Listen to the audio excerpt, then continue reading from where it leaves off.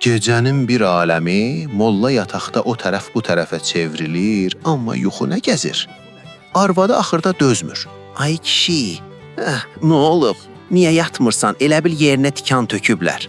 Ay arvad, qonşu Həsənə borcum var. Sabah qaytarmalıyam, amma bir qəpiyim də yoxdur. Fikir məni öldürür, vallah yata bilmirəm. Birdən molla yerindən dik atılır. Pəncərəni şaqqıltı ilə açır. Həsən, səndən aldığım o borc var ha, onu sabah qaytara bilməyəcəyəm. Pulum yoxdur. Bəssalam. Pəncərəni sakitcə örtür. Yerində rahat uzanır. Hə, indi qutardı. İndiyə qədər mən dərd çəkib yata bilmirdim. İndi qoy biraz da Həsən yata bilməsin.